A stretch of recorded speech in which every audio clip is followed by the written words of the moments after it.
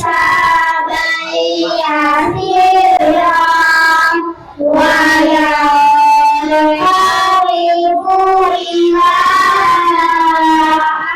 أهله مسرورا وأما من أوتي كتابه وراء ظهره فسوف يدعو ثبورا ويصلى سعيرا إنه كان في أهله مسرورا إنه ظن أن لن يحور بلى إن ربه كان به بصيرا فلا أقسم بالشفق والليل وما وسق والقمر إذا اتسق لتركبن طبقا عن طبق فما وهم لا يؤمنون وإذا قرئ عليهم القرآن لا يسجدون بل الذين كفروا يكذبون والله أعلم بما يوعون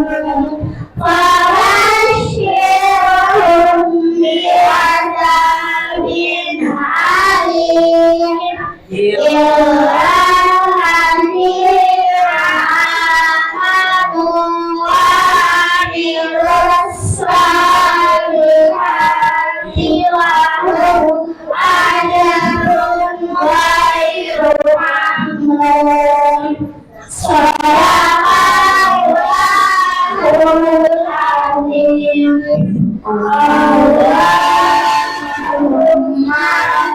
ارحمنا بالقرآن واجعله لنا إماما وهدى اللهم ذكرنا منهما نسينا وعلمنا منهما جهلنا وارزقنا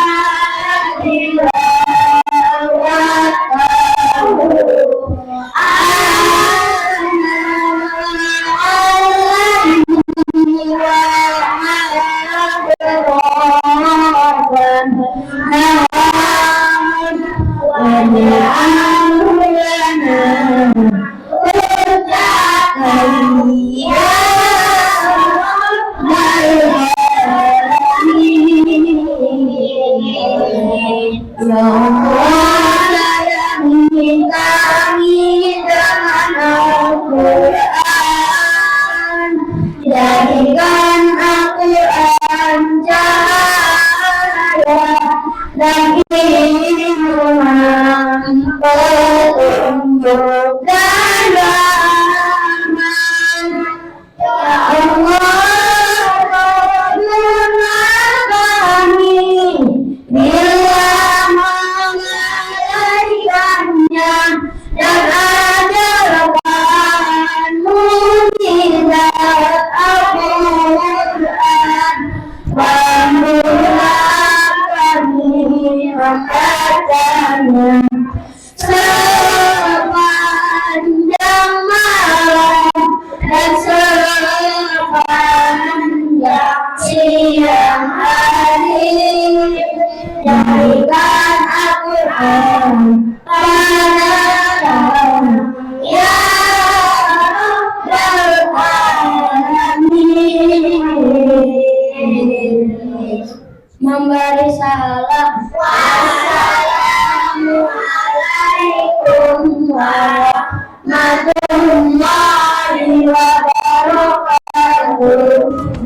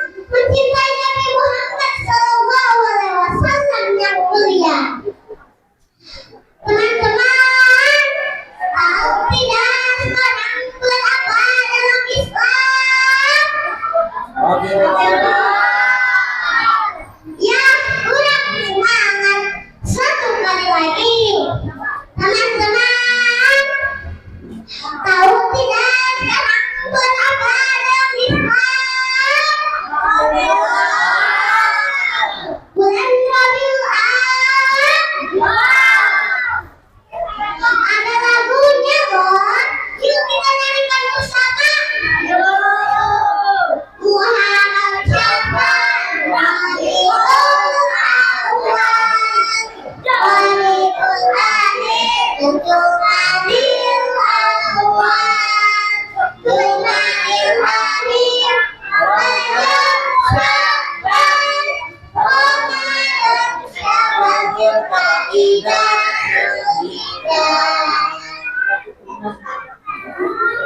Septian berangkat ke situ. Teman-teman memang mantul, mantap tuh. Teman-teman, di bulan Rabiul Awal ini adalah bulan lahirnya Nabi kita, betul tidak? Siapa yang tahu tanggal berapa Nabi lahir? Tanggal 12 Rabiul Awal, tahunnya Allah Subhanahu wa Ta'ala berfirman dalam surat Al-Anbiya ayat 56. A'udzu billahi minasy syaithanir rajim. Bismillahirrahmanirrahim. Inna Allaha wa malaikatahu yusholluna 'alan nabi ya ayyuhalladzina amanu shollu 'alaihi wa sallimu taslima. Yang artinya sesungguhnya Allah dan para malaikatnya bersalawat kepada Nabi Muhammad SAW. Wahai orang-orang yang beriman, bersalawatlah kalian kepada Nabi. Salam dan hormat padanya. Surat Al-Ahzab ayat 36.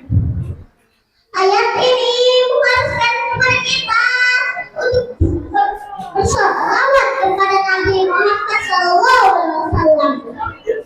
Rugi apabila kamu mencintai Nabi tapi tidak pernah bersalawat. Rugi apabila kamu mencintai Nabi tapi tidak pernah beribadah. Rugi apabila kamu mencintai Nabi tapi tidak pernah bersedekah. Ketika kita diajak yang dunia, ketika kita diajak berselawat, jawabnya tegas. Diajak beribadah, jawabnya tegas. Diajak bersedekah, jawabnya tegas. Lama-lama jadi lagu, oke dah. Lama-lama ikan kita gas. Maka dari itu, marilah kita berselawat agar mendapatkan syafaat. Salatullah, salamullah ala Taha Rasulillah. Salatullah, salamullah ala Yasin Habibillah. Tawassalna bismillah wa bil hadi rasulillah wa kulli mujahidin lillah fi hadil ya Allah. Demikian yang saya sampaikan. Maaf apabila ada kesalahan. Ubur-ubur dengan yang lain. Kita semua harus bersalawat kan? Bila ada yang diucapkan yang disimpan di dalam peti, bila ada kata-kata yang salah, yang lapor Pak Polisi. Wassalamualaikum warahmatullahi wabarakatuh. La nabiyya wa la rasul ba'd. Allahumma salli wa sallim ala sayyidina Muhammadin wa ala alihi wa ashabihi ajma'in. Amma ba'du. Qala Allah ta'ala fil Qur'anil Karim أعوذ بالله من الشيطان الرجيم. لقد كان لكم في رسول الله أسوة حسنة لمن كان يرجو الله واليوم الآخر وذكر الله كثيرا. وقال أيضا في آية أخرى: لقد جاءكم رسول من أنفسكم عزيز عليه ما عنتم حريص عليكم بالمؤمنين رؤوف رحيم.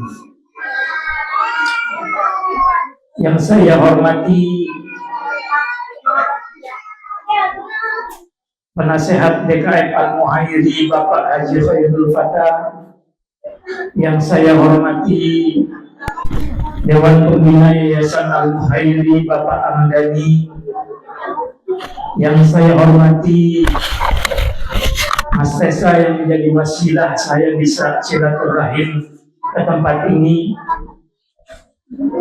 yang saya hormati bapak-bapak, ibu-ibu, saudara-saudara sekalian, para hujjah, para ustazah, tokoh masyarakat, alim ulama, para guru yang tidak bisa saya sebutkan namanya satu persatu, namun tidak mengurangi rasa takzim saya kepada mereka semua.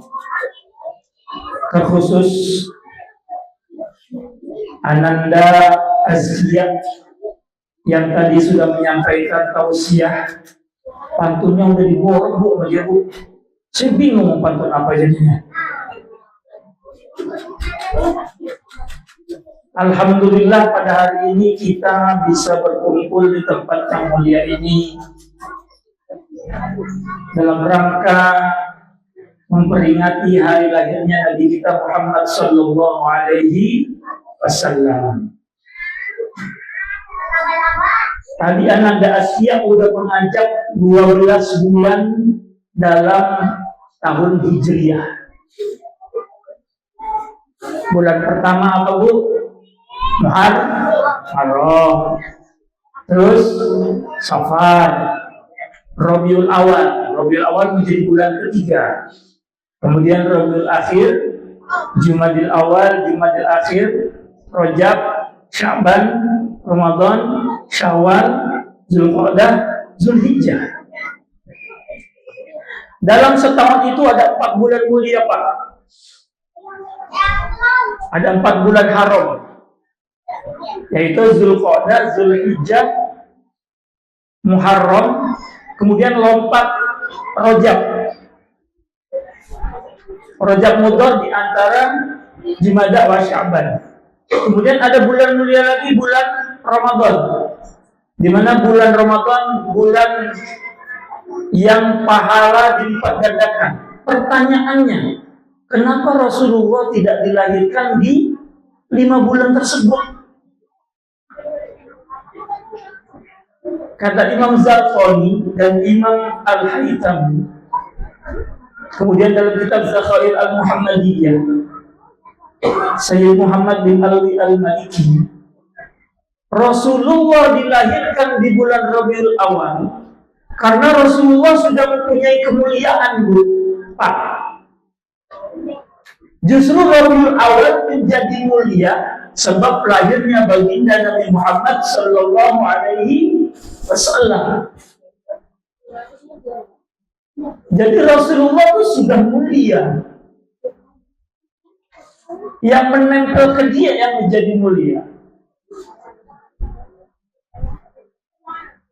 Bukan sebab dia mulia karena sesuatu yang lain.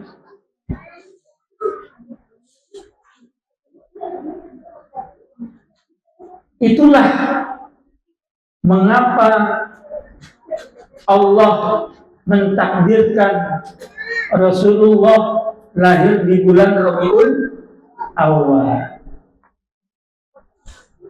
Karena Rasulullah memiliki kemuliaan, tinggi akhlaknya,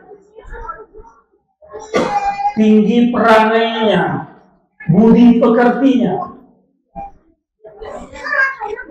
Nih, saya lupa nih temanya, meneladani akhlak Nabi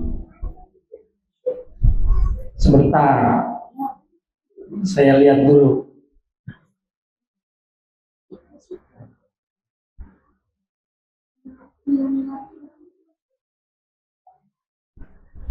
Meneladani akhlak Nabi guna membangun negeri dengan menjaga silaturahmi dan menerapkan Al-Quran dalam kehidupan sehari-hari. Akhlak Rasulullah itu Al-Quran. Siti Aisyah pernah ditanya apa akhlaknya Nabi. Kata Siti Aisyah, karena khuluqul Quran. Tadi saya dikasih tahu bahwa pagi-pagi ibu-ibu majelis taklim udah baca rawi katanya. Betul Bu? Rawi apa tadi yang dibaca? Syarhul Anam. Ya memang biasanya ibu-ibu Syarhul Anam.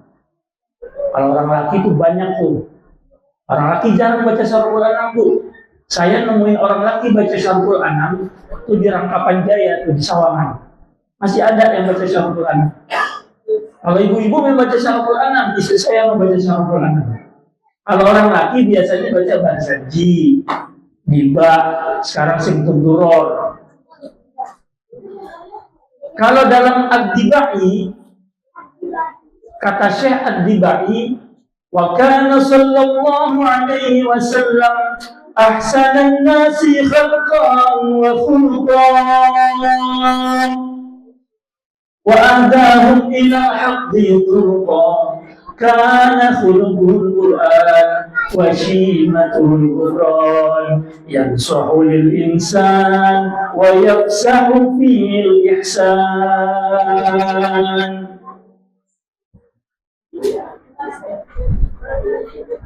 Adalah Nabi Muhammad sallallahu alaihi wasallam ahsanan nasi khalqan wa khuluqan, itu sebaik-baiknya manusia dari penciptaan dan akhlak, budi pekerti.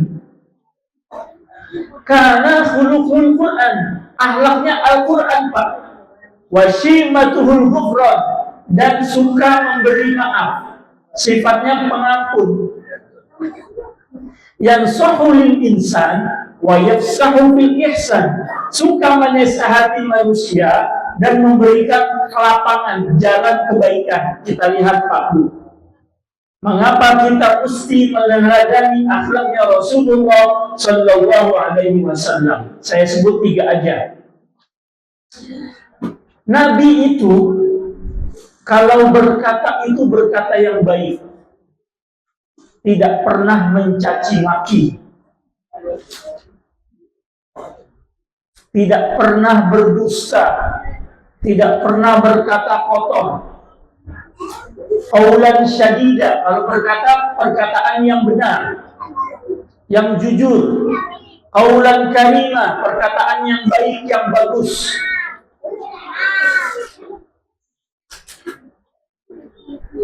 Punya sifat memaafkan. Ketika Rasulullah Shallallahu Alaihi Wasallam dakwah ke Taif, Bu, Taif Bu ya. Taif itu 60 mil dari Mekah. Nabi berdakwah ke Taif 10 hari Pak, ditemani oleh Zaid bin Harisah. Beliau berdakwah di kota Taif. Itu beliau menemui pemimpin-pemimpin Taif. Nggak diwarok Bu, dicuekin. Ketika Nabi menyampaikan dakwah Islam, yang ada Nabi dicaci maki, Nabi diusir, dilempari batu Pak. Cerita yang masyhur, sampai di bawah, di atas mata kakinya Nabi itu berdarah. Zaid bin Harisah sampai banyak kena batu karena melindungi Rasulullah. Kemudian Rasulullah berjalan jauh sampai ke kebun anggur miliknya Uqbah dan Syuaibah, anaknya Robi'ah. Jadi di sana ada kebun anggur Bu. Nabi menepi karena diusir oleh orang-orang Taif. Melihat itu, Utbah dan Syuaibah merasa kasihan dengan Nabi. Ini Utbah dan Syuaibah udah tahu kalau Rasulullah itu Nabi. Kemudian dua orang ini memanggil budaknya, namanya Adas. Adas, kalau kata orang Bojong, sini.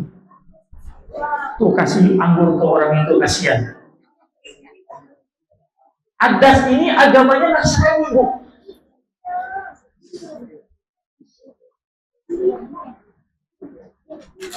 Agamanya Nasrani nih, si Adas. Dianterinlah anggur kepada Rasulullah. Bang, silakan makan bang. Kita bukan Bojong, bukan orang Taif, bukan. Kalau kata orang Depok juga gitu, orang Taif, bang makan aja nih bang. Kelihatannya abang nih capek. Ketika Rasulullah diberikan anggur, diambil sama Rasulullah, dimakan, Rasulullah baca Bismillah. Adas kaget Pak, Bu. Dia baru mendengar ada orang di sekitar situ yang memakan makanan sebelumnya mengucap Bismillah.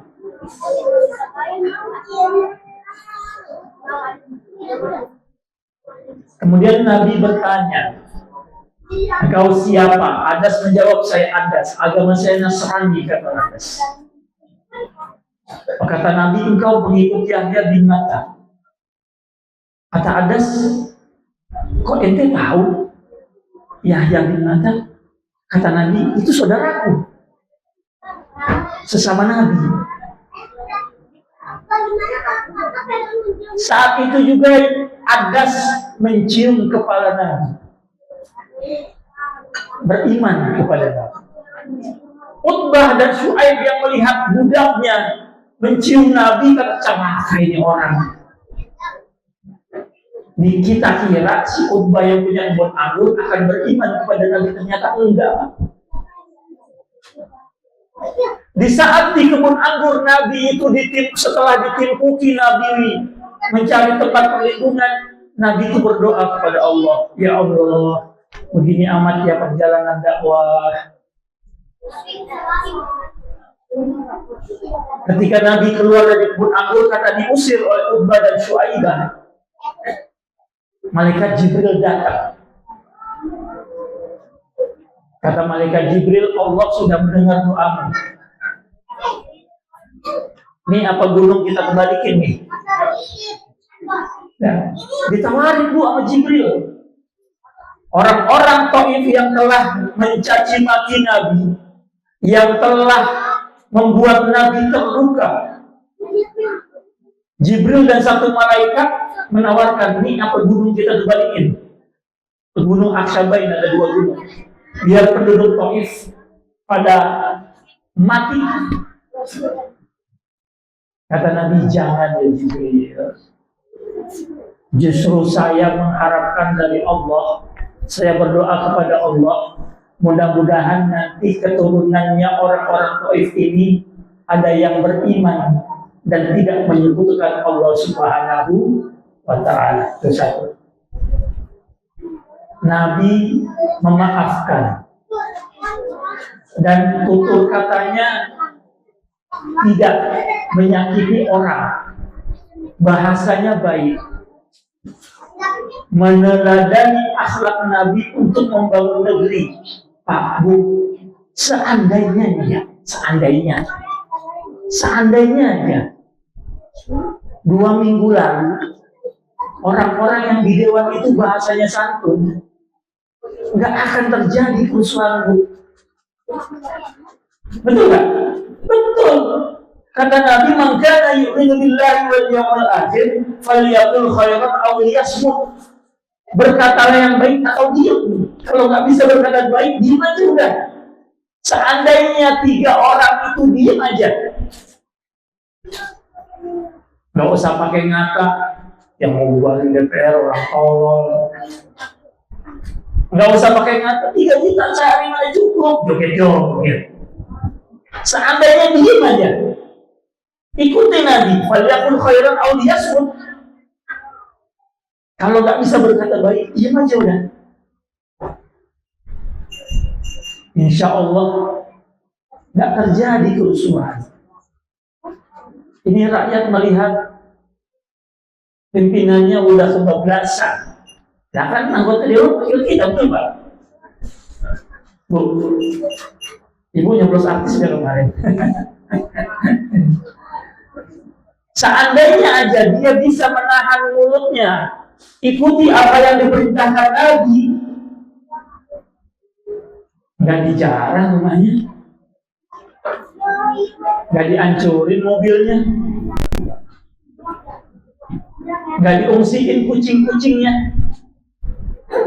Maka momentum lahirnya Nabi, kita bermuhasabah agar kita bisa meneladani akhlak Nabi untuk membangun negeri. Kalau nggak bisa membangun, jangan merusak.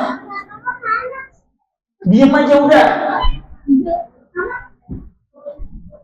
Satu. Yang kedua, Nabi itu punya empati yang luar biasa, Bu. Empati itu melihat penderitaan orang, dia merasa kasihan, kemudian mencoba berusaha untuk menghilangkan penderitaan orang tersebut. Satu hari Abu Hurairah merasa lapar, Pak. Abu Hurairah itu sahabat Nabi yang paling banyak meriwayatkan hadis. Kurang lebih 5.437 hadis beliau riwayatkan. Nama aslinya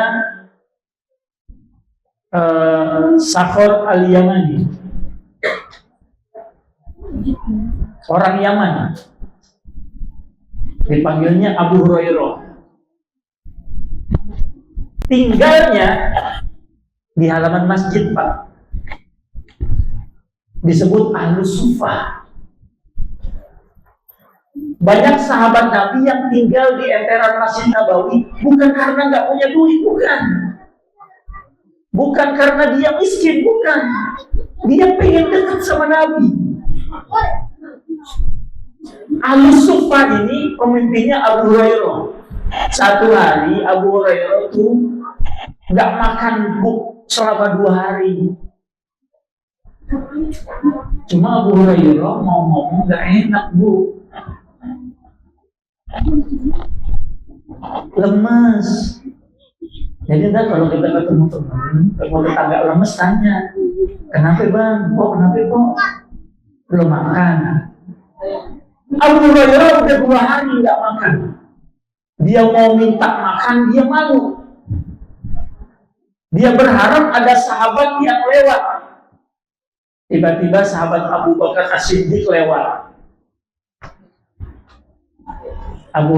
Sahabat Abu Hurairah mengajak ngobrol sahabat Abu Bakar tentang agama, yang Abu Hurairah berharap Abu Bakar tahu nih saya lapar.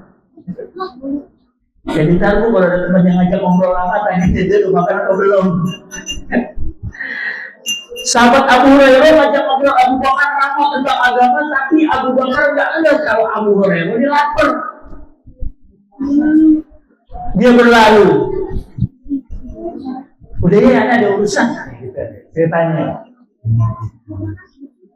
Nggak lama lewat lagi sahabat Umar bin Khattab. Sahabat Abu Hurairah ngajak ngobrol lagi, berharap Umar bin Khattab tahu kalau dirinya lapar. Orang udah 2 hari itu nggak makan. Coba gimana itu?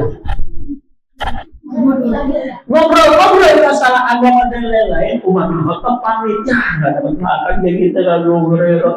Gimana caranya ini? Nggak lama lewat manusia yang paling mulia, Nabi kita Muhammad Sallallahu Alaihi Wasallam. Ini hebatnya Ibu Rasulullah. Belum pakai ngobrol, Abu Hurairah diajak ke rumahnya Nabi Muhammad. Abu Hurairah, ayo ke rumah ini. Enggak pakai diajak ngobrol, enggak pakai ditanya, langsung ke rumah kita ya, ayo ke rumah ini. Kenapa ya Rasul? Di rumah ini ada susu. Ada seteko susu, sebejana susu. Dapat hadiah. Nabi itu menerima hadiah, Pak.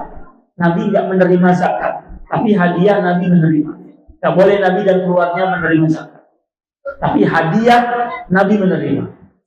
Nabi habis menerima hadiah satu bejana susu. Kata Abu Hurairah, diajak makan nih, alhamdulillah. Sampai di rumah Nabi, nggak langsung dikasih susu Abu Hurairah. Kata Nabi, Abu Hurairah, teman-teman ahlu sufa ada ya Rasul, panggil. Kata Abu Hurairah, ya Allah, udah lapar begini suruh manggil teman-teman. Emang cukup apa ini seteko?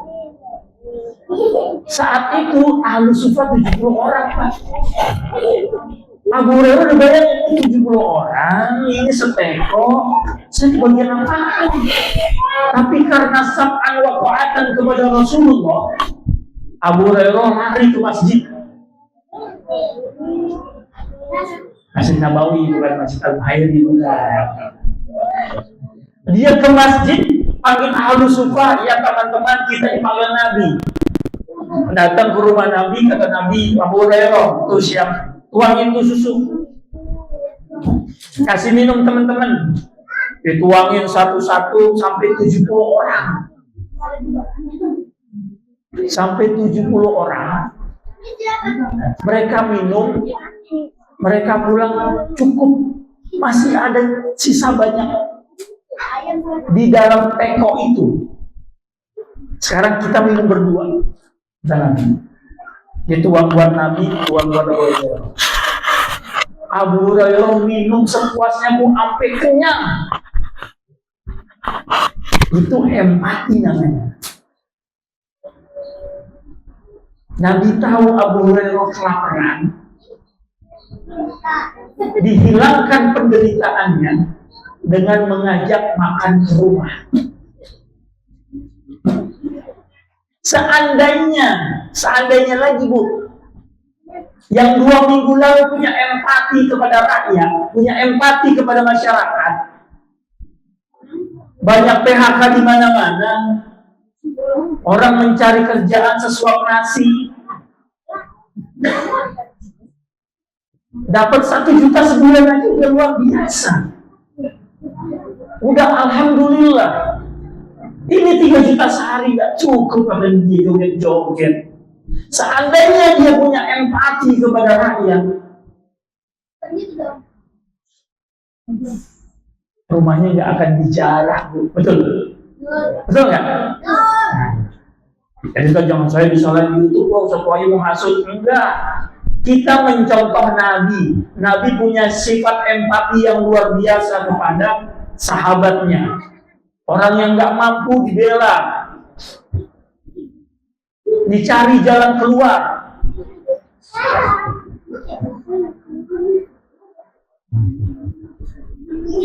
Itu yang kedua. Setelah Nabi bertutur kata yang baik, tidak pernah mencaci, Nabi itu punya empati yang luar biasa. Nabi itu suka memaafkan, suka memberikan maaf.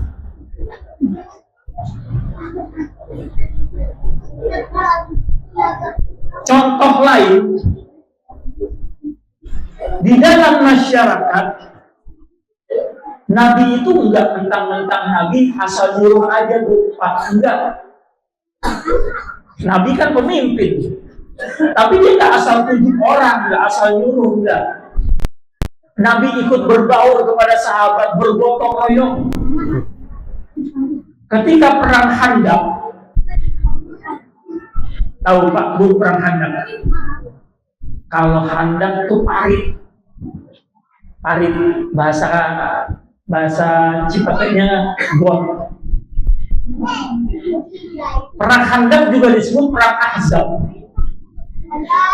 Perang Khandaq itu kekuatan orang musyrikin Kafir Quraisy itu bekerja sama dengan orang-orang Yahudi Madinah, ingin menyerang orang Muslim.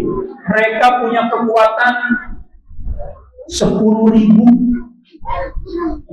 sedangkan orang Muslim saat itu hanya 3.000. Dalam riwayat lain 300 banding 1.000. Ketika sahabat Salman Al-Farisi memberikan ide, bunuh saya ya Rasul. Kalau di Persia, kalau perang itu, kalau kita kekuatan gak berimbang, kita bikin parit, lubang besar, supaya musuh gak bisa nyebrang. Usulnya diterima Salman Al-Farisi. Maka sahabat-sahabat itu menggali parit, menggali got. Nabi gak diem, Pak. Nabi ikut menggali itu parit. Badannya kena debu. Bahkan gak makan 2 hari sehari, gak makan. Nih ikat pinggangnya dililit batu supaya nggak merasa lapar. Tapi ini ayanan ya Bu ya. Jangan menganggap Nabi tiap hari nggak makan, enggak.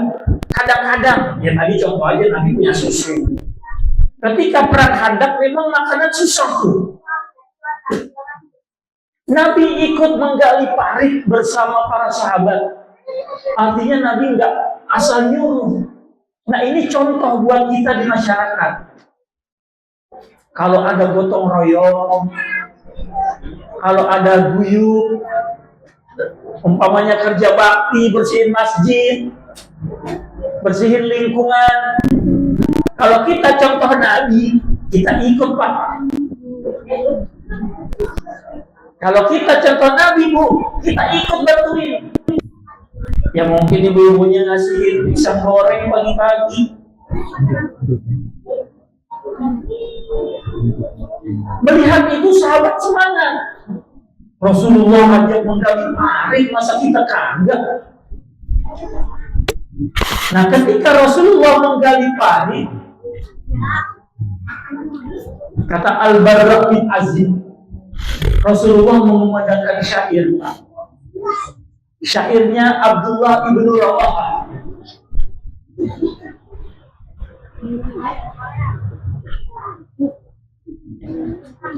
Allahumma anta mahtadaina fala tasaddaqna wa la sallaina fa anzilan sakinatan alaina wa thabbitil aqdama illa qaina annal awla qad baghaw alaina. Ya Allah, kata Nabi, ini syairnya Abdullah ibn Rawaha. Kalau bukan karena petunjukmu, kalau bukan karena hidayahmu, wala tasaddaqna wala shallaina, kami tidak akan sedekah, kami tidak akan sholat. Fa anzilan sakinatan alaina, turunkanlah kedamaian di antara kami. Nah, ini menjadi dalil bagi kita yang suka syair. Boleh baca syair. Rawi yang tadi dibaca ibu-ibu itu bagian dari syair. Sebenarnya rawi itu cerita tentang Nabi dari mulai di kandungan sampai dia dilahirkan, bahkan sampai dia intaqala ila rafiqil a'la, sampai dia kabundut. Di zaman Nabi ada 4 penyair yang terkenal. Ada tadi Abdullah ibn Rawaha, ada Ka'ab bin Malik, ada Ka'ab bin Zubair, Ka'ab bin Zuhair, ada lagi Hasan bin Sabit. Kalau tadi ibu-ibu baca syair di masjid, boleh nggak? Nah, ini ada dalilnya Pak. Dalam kitab Bulughul Maram min Adillatil Ahkam, itu ada hadis anna Umar marra bi Hasan. Sesungguhnya Umar bin Khattab lewat di depan Hasan. Hasan yang dimaksud itu Hasan bin Sabit tadi, penyairnya Nabi. Yunsidu fil masjid. Ketika Umar lewat, Hasan nih lagi baca syair, muji-muji kepada Nabi. Ya kalau kayak kita bersanjian lah, syaraful anam lah, sholawatan lah, salatullah, salam, kata kita begitu, syair pujian. Falahadhu ilaihi, Umar menegur Hasan. Ditegur Hasan bin Sabit sama Umar. Hasan, jangan bersair di masjid, gitulah kira-kira. Diomelin. Apa kata Hasan bin Sabit? Unsidu fil masjid wa kana man khairun minka. Aku pernah bersyair. Unsidu itu nasyid, nyanyian, lagu-laguan, syair. Kata Hasan bin Sabit, saya pernah membaca syair wa kana man khairun minka, dan di depanku ada orang yang lebih baik daripada dirimu. Siapa yang lebih baik daripada Umar bin Khattab? Rasulullah Sallallahu Alaihi Wasallam. Jadi ada peristiwa perang Ahzab, perang Khandaq, Nabi baca syair. Syairnya Abdullah bin Rawaha. Kalau Bapak Ibu nggak percaya omongan saya, buka kitab Ar-Rahiq Al-Maktum. Tulisannya Syekh Syafi'i Rahmat Al-Mubarakfuri. Yang kedua tadi hadis di Bulughul Maram. Bab adab masjid. Apa yang boleh dilakukan dan tidak boleh dilakukan di dalam masjid.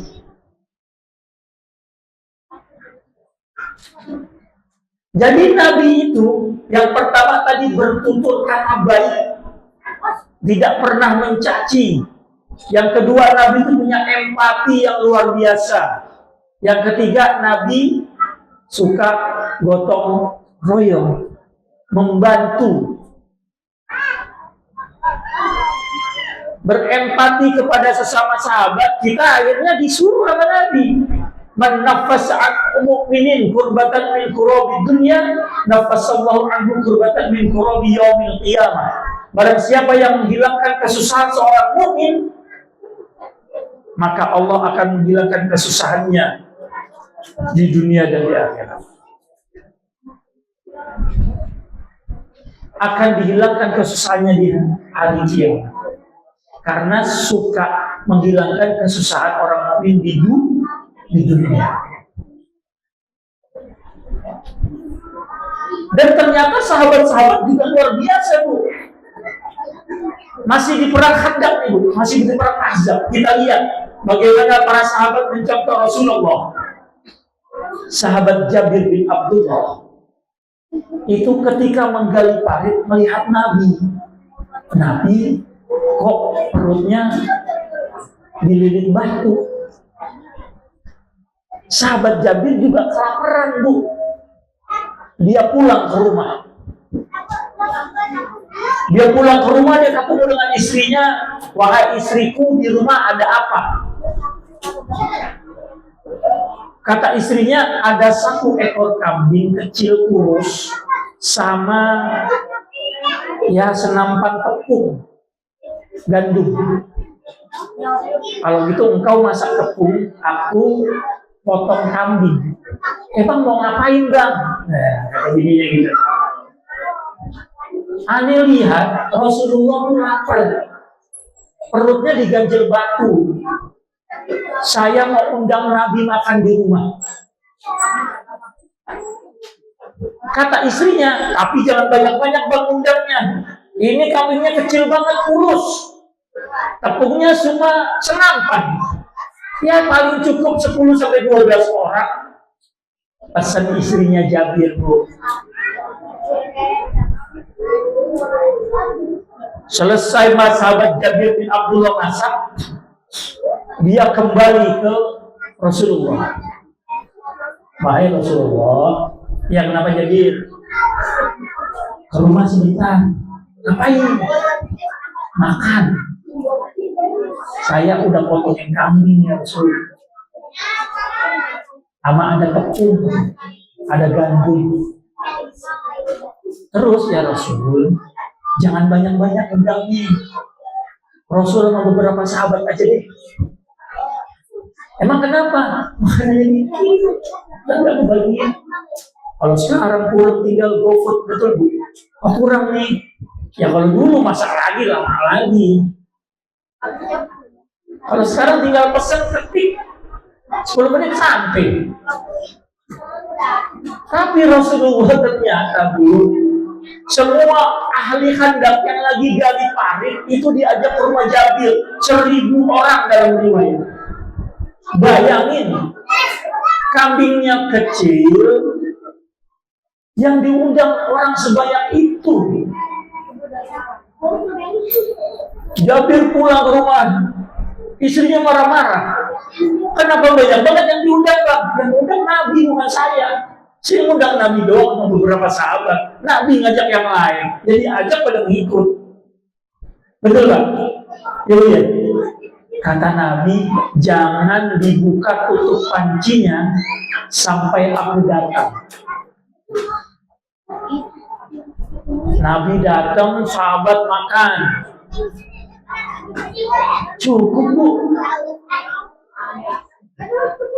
Orang sebanyak itu, 1000 orang, makan dari kambing yang kurus dan tepung gandum cuma senapan. Cukup, bahkan masih lebih. Itu mukjizat Nabi. Kalau kita kira-kira gimana coba?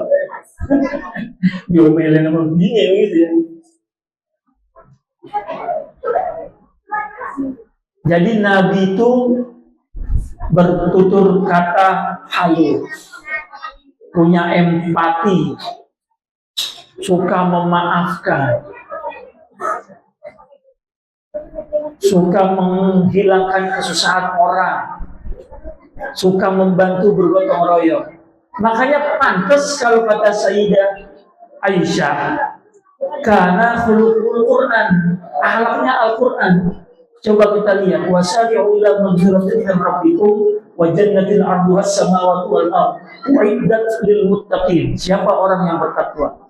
Alladzina yunfiquna fis sarra'i wad dharra'i wal kadhimina al-ghaidha wal 'afina 'anil nas. Orang yang bertakwa itu orang yang bersedekah, berinfak di saat sulit dan di saat senang. Jadi ketika dia senang dia bersedekah, ketika dia susah dia bersedekah. Wal kazimin al ghaiza, orang yang bisa menahan amarah. Nabi ketika di Taif dilempari batu, dicaci maki, diusir, Nabi kagak marah. Wal kazimin al ghaiza wal afina 'anil nas, dan suka memaafkan. Nah, ini yang memaafkan nih, saya punya cerita lagi Bu. Selesai perang Badar, kemenangan jatuh kepada umat Islam. Betul ya Bu ya, kayak perang Badar. Banyak orang kafir Quraisy yang mati, antaranya Abu Jahal, Umayyah bin Khalaf mati tuh. Umayyah bin Khalaf tuh budak tuannya Bilal bin Rabah. Kemudian ada satu orang pemimpin kafir Quraisy namanya Umar bin Wahab. Siapa Bu? Umar bin Wahab namanya. Umar bin Wahab ini dia lolos dari perang Badar, kabur, tapi anaknya ditawan.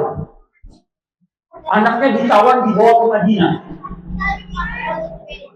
Kemudian satu hari Umar bin Wahab itu ke Ka'bah, duduk-duduk di hijir. Kemudian ditemani ada seorang kafir juga, namanya Sofwan bin Umayyah, anaknya Umayyah bin Khalaf yang tadi mati di perang Badar. Yang tadi Umayyah bin Khalaf itu tuannya sahabat Bilal bin Abi Rabah. Sofwan bin Umayyah dan Umar bin Wahab ngobrol, bercerita tentang kekalahan di perang Badar, cerita bahwa banyak saudara kita nih yang mati, bahkan anak saya ditawan. Kata Umar bin Wahab, seandainya saya ini nggak punya tanggungan, seandainya saya ini punya harta banyak, saya akan ke Madinah, saya akan bunuh Muhammad, dan saya akan bebaskan anak saya. Kata Umar bin Wahab. Sofwan bin Umayyah karena juga benci dengan Nabi, karena bapaknya mati di perang Badar. Ini Sofwan bin Umayyah orang kaya. Digosok-gosok ke Umar bin Wahab. Kata Sofwan bin Umayyah, keluargamu akan saya tanggung kehidupannya. Jika engkau mau pergi ke kota Madinah untuk membunuh Muhammad. Kata Umar bin Wahab, ini obrolan antara kita aja nih, berdua nih. Jangan sampai ada yang tahu. Rahasia. Saya akan ke Madinah, kata Umar. Saya akan bunuh Muhammad. Disiapkan pedang. Umar bin Wahab menyiapkan pedang untuk membunuh Rasulullah Shallallahu Alaihi Wasallam. Berangkat dia ke Madinah. Masuk kota Madinah, ada sahabat-sahabat juga lagi ngobrol tentang kemenangan di perang Badar. Salah satunya ada sahabat Umar bin Khattab. Begitu Umar bin Wahab sampai, Umar lihat.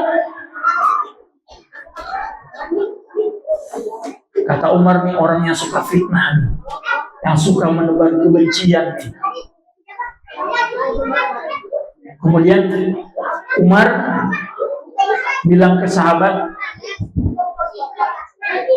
ke Rasulullah untuk melindungi Rasulullah.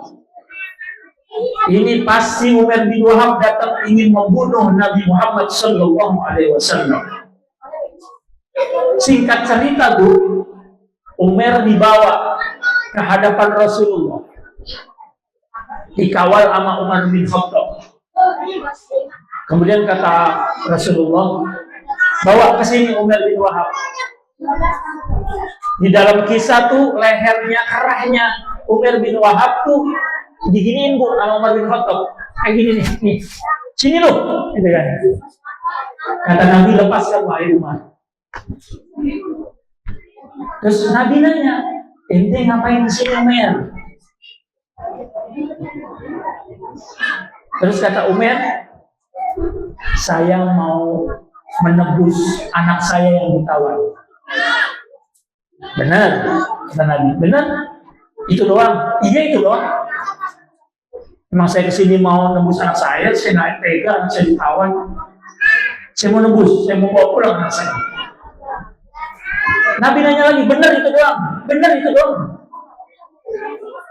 Lantas apa fungsinya pedang yang engkau bawa? Ini mah pedang gak berguna, kata Umar. Ini pedang gak berguna ini. Perang Badar aja saya kalah pakai pedang. Terus kata Nabi, apa yang engkau ceritakan? Apa yang engkau bahas dengan Sofwan bin Umayyah di Hijr dekat Ka'bah, bahwa engkau ke Madinah ke sini adalah untuk membunuhku, kemudian anak keturunanmu akan ditanggung kehidupannya oleh Sofwan bin Umayyah. Aku sudah tahu, kata Nabi. Umar bin Wahab kaget. Dari mana Nabi tahu obrolan gua sama Sofwan bin Umayyah? Padahal kan kita janjian berdua nggak akan membocorin. Saat itu juga Umar bin Wahab mengucap 2 kalimat syahadat. Rasulullah memberikan ampunan kepada Umar bin Wahab atas niatnya membunuh Rasulullah Sallallahu Alaihi Wasallam. Dan sejak saat itu Umar bin Wahab menjadi orang yang paling dicintai oleh sahabat Umar bin Khattab. Padahal awalnya Umar bin Khattab gedeng banget sama Umar bin Wahab. Luar biasa Rasulullah memaafkan. Nanti Sofwan bin Umayyah juga masuk Islam, Bu, setelah Fathu Makkah. Setelah pembebasan kota Makkah, Sofwan bin Umayyah masuk Islam. Makanya Nabi itu di Taif, yang tadi saya ceritakan, ditawarin sama malaikat untuk kebalikin itu gunung, nggak dikasih, didoain malah. Mudah-mudahan nanti anak keturunannya beriman kepada Allah, tidak akan menyebutkan Allah. Sifat Nabi yang pemurah, sifat Nabi yang memaafkan, yang mengampuni, menjadikan orang-orang kafir masuk ke dalam Islam karena ketinggian akhlak Nabi kita Muhammad Sallallahu Alaihi Wasallam.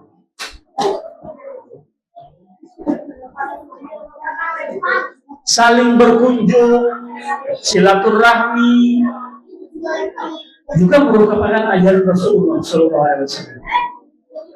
Bertetangga yang baik. Maka yu'minu billahi wal yawmil akhir falyukrim jarahu. Muliakanlah tetangga. Falyukrim baifahu. Muliakanlah tamu. Jadi saling menghormati, saling memberikan kasih sayang. Bahkan ya Bu ya Pak, mohon maaf nih ya, dalam hadis tadi itu falyukrim jarahu, nggak disebut tetangganya muslim atau non muslim. Maka kita boleh berbuat baik kepada orang non muslim, asalkan orang itu tidak memerangi kita, Pak.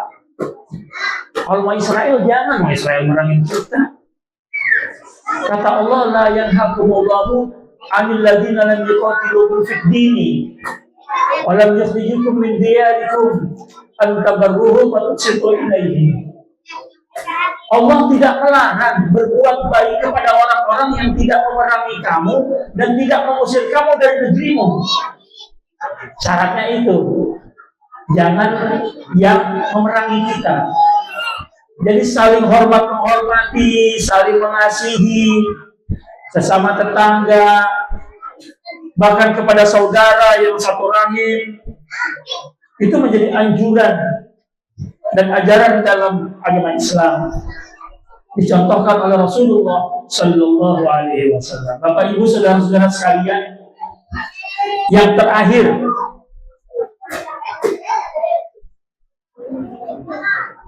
Nabi berkata, al-mar'u ma'a man ahabba.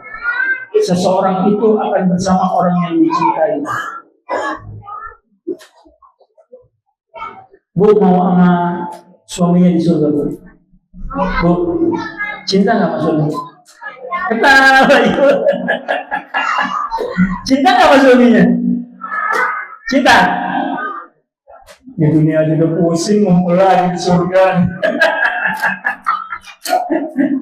Cinta sama suaminya? Bapak cinta sama istrinya, Pak? Apalagi pusing ini. Ibu cinta sama suaminya di dunia, bapak cinta sama istrinya di dunia, cinta sama anak-anaknya di dunia. Insya Allah kumpul lagi nanti di surga Allah Subhanahu Wa Taala. Al-mar'u ma'a man ahabba. Kata Nabi, man ahya'a sunnati faqad ahabbani, wa man ahabbani kana ma'i fil jannati. Barang siapa yang menghidupkan sunnahku, sungguh dia telah mencintai. Wa man ahabbani kana ma'i fil jannati. Barang siapa yang cinta kepadaku, bersamaku di surga. Sekarang bagaimana caranya kita mencintai Nabi? Tadi meneladani akhlaknya, menjalankan perintahnya, menjauhi larangannya, dan menjadikan Nabi sebagai suri tauladan dalam kehidupan kita. Laqad kana lakum fi Rasulillahi uswatun hasanah. Jadikan Nabi suri tauladan dalam kehidupan kita. Jalankan yang diperintahkan oleh Nabi, jauhi yang dilarang oleh Nabi. Itu tanda orang yang cinta kepada Nabi. Satu, dua aja, dua terakhir ini. Tanda orang yang cinta kepada Nabi, biasanya Pak Bu, orang kalau cinta dengan seseorang, dia akan terngiang-ngiang dengan wajahnya, betul? Betul ya Bu ya? Nah, kita kan pernah muda juga dulu. Amendemenan kita pasti terngiang-ngiang. Kalau enggak wajahnya, namanya. Betul? Kita lagi bunga wajah menyebut nama benar kita langsung kaget. Padahal nggak ada orangnya. Biasanya orang yang cinta kepada Nabi itu orang yang sering menyebut nama Nabi. Orang yang cinta kepada seseorang itu akan terngiang-ngiang dengan orang yang dicintainya. Mau makan, ingat kamu.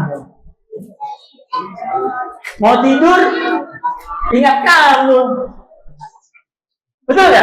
Betul. Orang yang cinta kepada Nabi senantiasa terngiang dengan Nabi. Tidak bisa membayangkan wajahnya. Ya emang kita nggak pernah hidup dengan Nabi. Nggak ada lukisan tentang wajah Nabi, nggak ada. Cuma ciri-cirinya aja. Kita bayangin ciri-ciri Nabi. Nggak pendek, nggak tinggi, sedang. Kulitnya nggak putih, nggak hitam, sedang. Kita ingat nama Nabi. Bagaimana cara ingat nama Nabi? Melalui bacaan sholawat.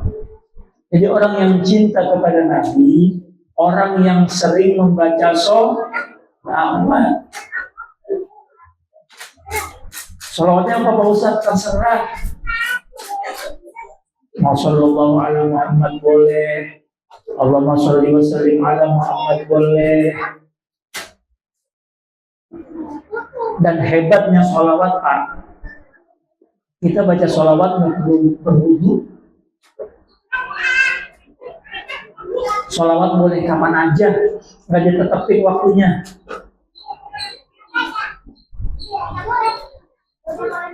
Dan orang yang sering membaca sholawat kepada Nabi, nanti paling dekat dengan Nabi di hari kiamat. Kata Nabi, aksiru as-salatu alayya.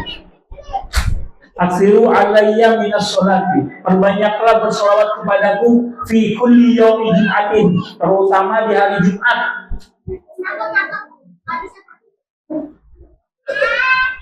Fa inna sholata ummati tu'radu alayya fi kulli yaumi jum'atin. Karena sholawat umatku akan disampaikan kepadaku di hari Jumat, tiap hari Jumat. Faman kana aktsarahum alayya sholatan karena aqrabahum minni manzilatan. Barang siapa yang memperbanyak sholawat kepadaku, karena aqrabahum minni manzilatan, dia yang paling dekat denganku nanti di surga. Pengen Bu, dekat sama Nabi? Pengen Pak, dekat sama Nabi? Berapa sholawatnya? Di dalam kitab Jalalaul Afham, Ibnu Qayyim al-Jauziyah, an Zaid bin Wahab, dari Zaid bin Wahab, faqala li Ibnu Mas'ud, berkata kepadaku sahabat Ibnu Mas'ud. Jadi ini Ibnu Mas'ud nih yang bilang. Ibnu Mas'ud, Abdullah bin Mas'ud bilang kepada Zaid bin Wahab, ya Zaid bin Wahab, wahai Zaid bin Wahab, la tada, jangan engkau tinggalkan idza kana yaumul jum'ati, jika ada di hari Jumat, an tusalliya ala nabi, bersolawat kepada Nabi al-famarroh, 1000 kali Pak.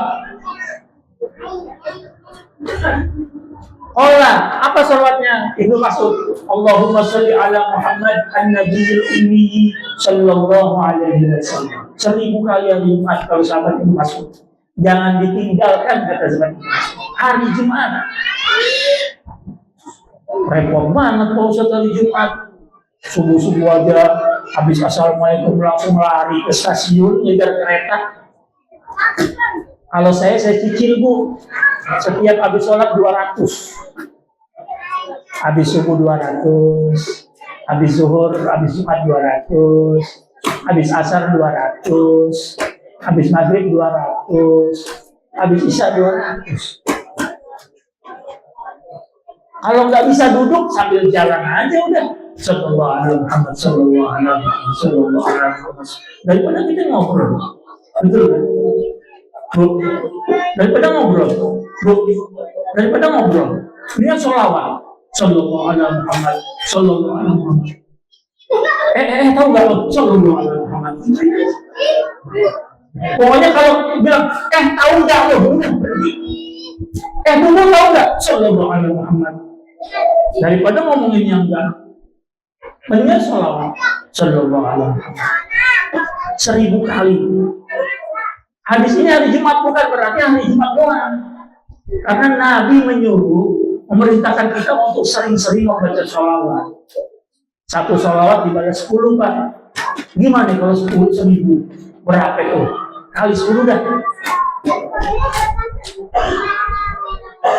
Dan hebatnya sholawat Ibu ya. Ini rahasia nih Bu, saya kasih tahu aja.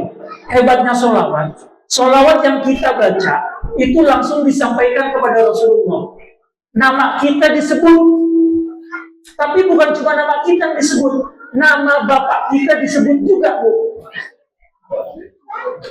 Jadi kalau kita baca sholawat, Sallallahu alaihi Muhammad, Allahumma sholli ala Muhammad. Saya nih umpamanya nih, saya nih ya, Wahyu Hidayat. Nama bapak saya Samaun. Makanya itu Wahyu Hidayat Samaun. Kalau saya baca sholawat sekarang nih, Allahumma sholli ala Muhammad. Ada malaikat yang menjaga kubur Nabi, itu menyampaikan ke Nabi, wahai Rasulullah, Wahyu Hidayat bin Samaun bersolawat kepadamu. Hebatnya solawat.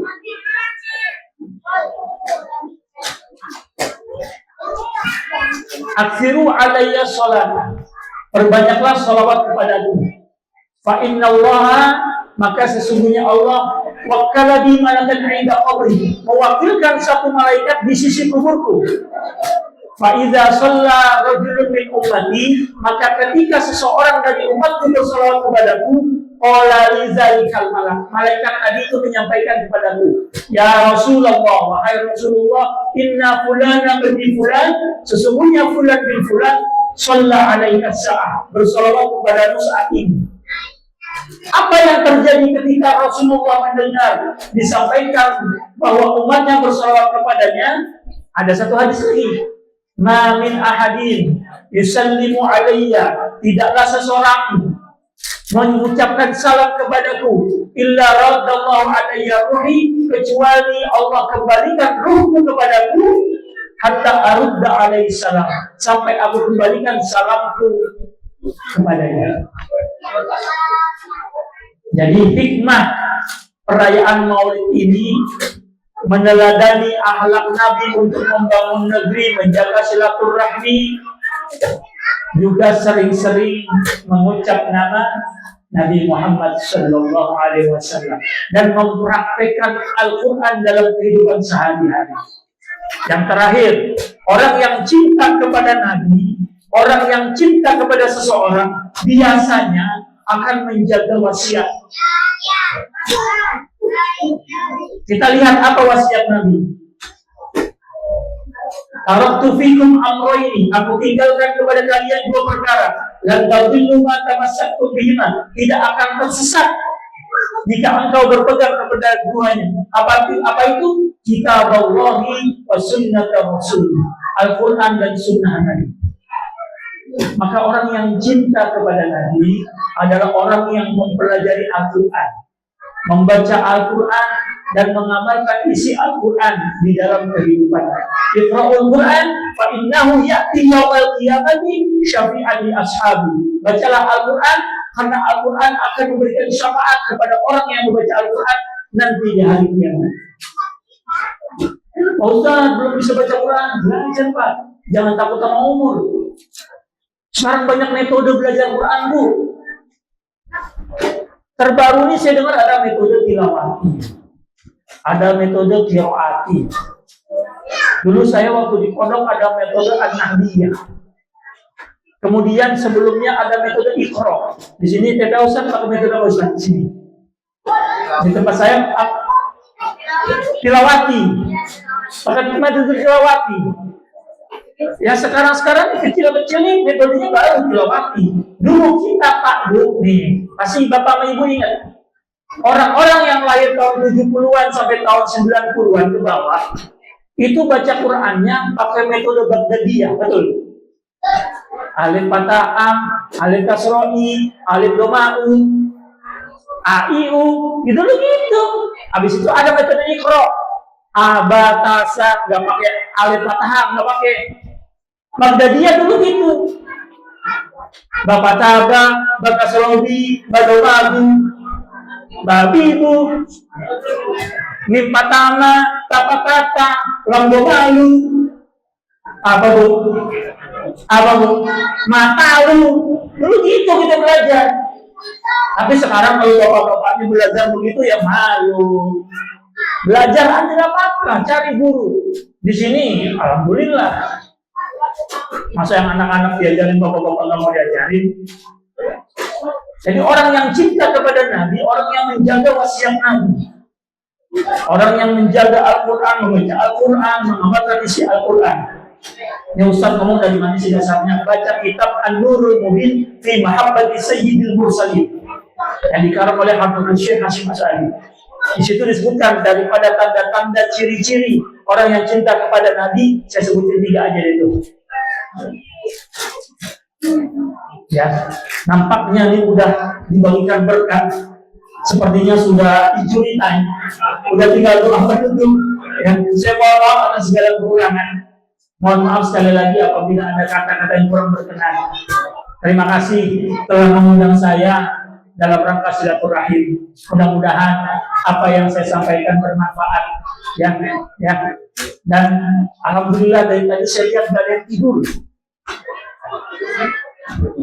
Pada fokus mendengarkan. Karena memang awalul ilmi al-istima'u. Permulaan ilmu itu mendengar, Pak Bu. Kalau salah dengar bahaya. Contoh, ngantuk nih ya. Tema kajian pagi ini adalah bersyukur kepada Allah. Karena dia ngantuk, pulang ditanya sama istrinya, Pak, tadi di masjid kajian apa? Bersyukur apa? Bersyukur. Orang bersyukur jadi bersyukur. Tapi alhamdulillah dari awal tadi saya duduk sampai akhir injury time ini sudah ada yang ngantuk. Mudah-mudahan bermanfaat khusus bagi diri saya sendiri. Allahumma fiqh al-asma'ari Allahumma fiqh al-asma'ari. Wassalamualaikum warahmatullahi wabarakatuh.